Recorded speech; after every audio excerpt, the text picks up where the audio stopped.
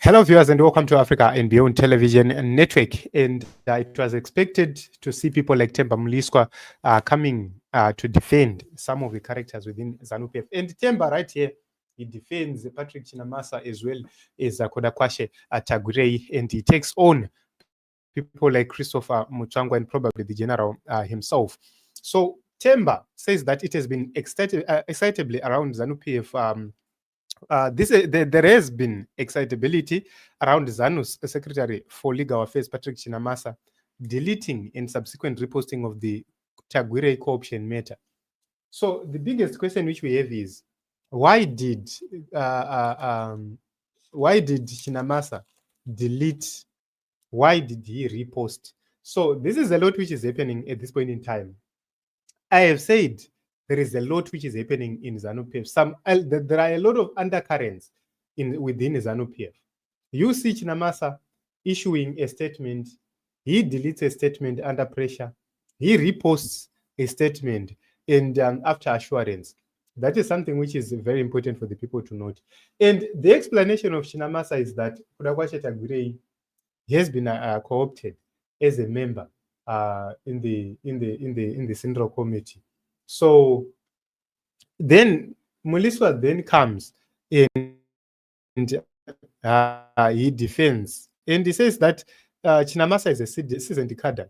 And as we said in one of the videos, Chinamasa is the legal brains behind Emmerson. Whatever which you do, you see Chinamasa right there leading the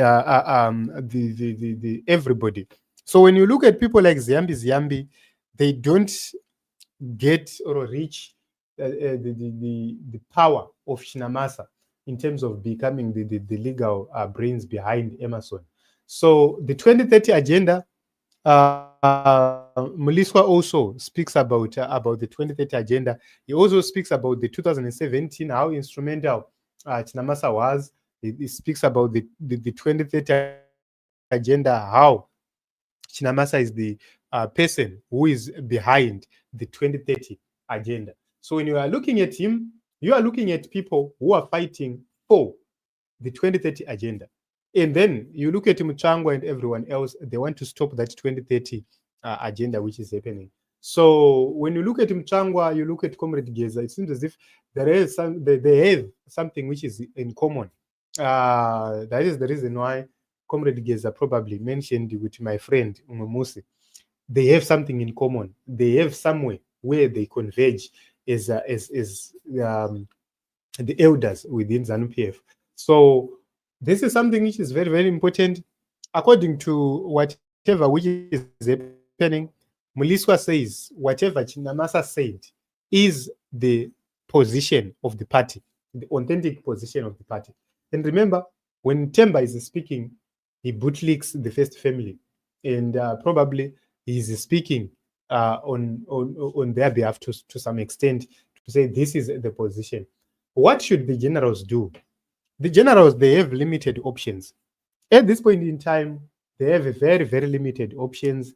Politically, Emmerson, as the first secretary of ZANU-PF and as well as the president of Zimbabwe, will outmaneuver them to some extent because he will use his power. When you look at Emmerson and Robert, Emmerson is quite fit. Robert was old and and senile. Saka, when you are looking at Emmerson, the generals won't outmaneuver him easily as they did to Robert Mugabe. Robert Mugabe trusted the generals too much, trusted these people too much, such that sometimes he couldn't believe that a coup was happening until it started happening.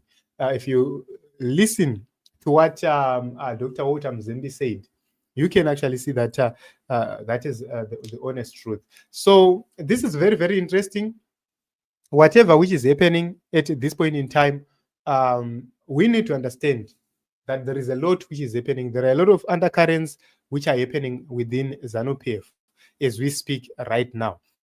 So in my own view,